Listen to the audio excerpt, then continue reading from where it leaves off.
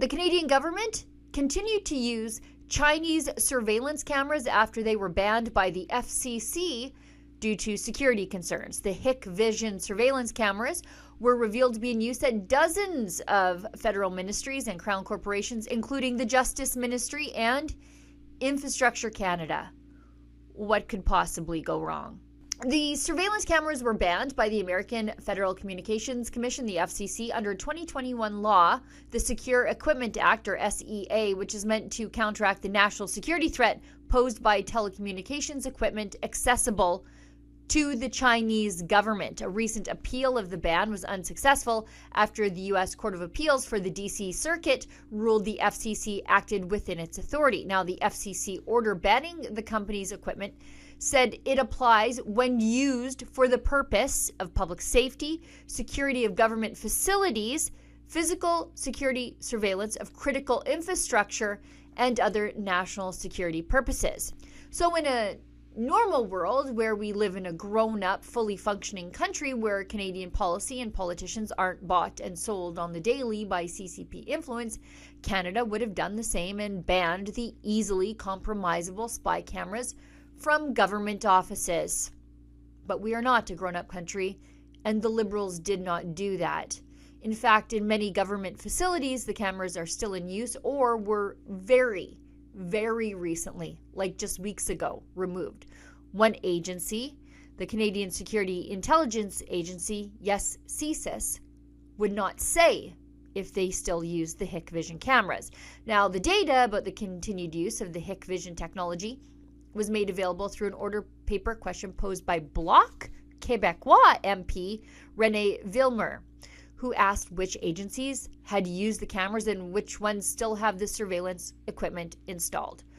According to the whole of government response, Agriculture Canada, Environment and Climate Change Canada, Parks Canada, Economic and Social Development Canada, Infrastructure Canada, the Windsor-Detroit Bridge, Immigration Canada, the Space Agency, National Resources Canada, the Justice Ministry, Veterans, and the Military Police Complaints Commission all responded that the Hikvision cameras had been used.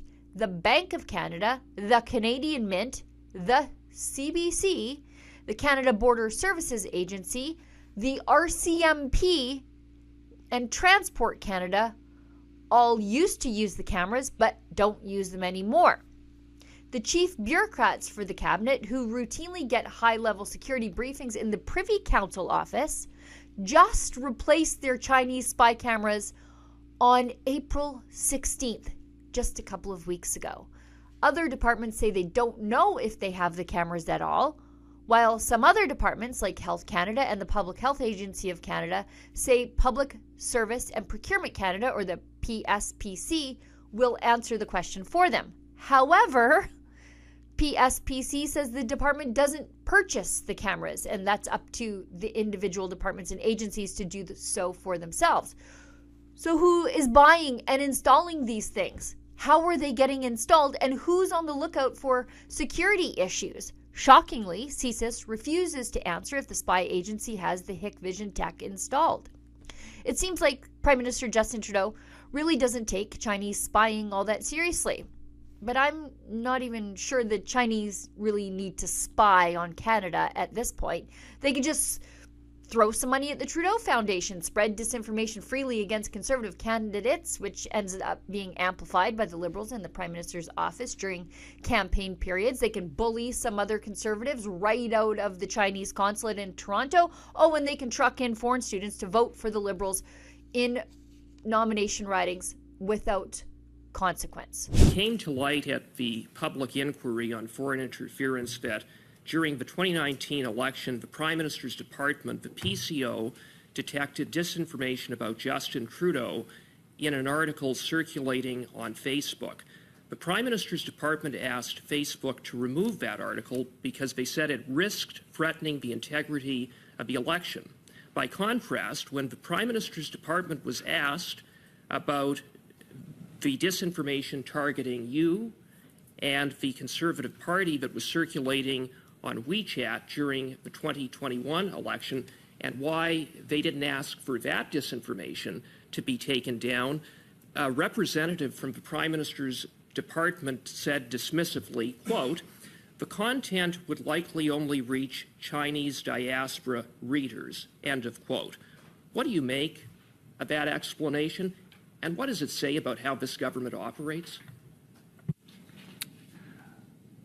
It touches my very inner identity to its core, because I always believe that the Prime Minister is wrong, that Canada does not have a systemic and structural discrimination against certain group. But what I heard during the hearings shook that a little bit, because it looks like that there are some Canadians that are more worthy and valuable for protection than others. Spying sort of feels overcomplicated when the People's Republic of China can just openly meddle in our politics with the tacit or expressed approval of the Prime Minister. For Rebel News, I'm Sheila Gunn Reid. Under Justin Trudeau, Canadian politics have become compromised and influenced by foreign meddlers like the People's Republic of China. To sign our petition to protect the integrity of Canadian elections, please go to protectourdemocracy.ca.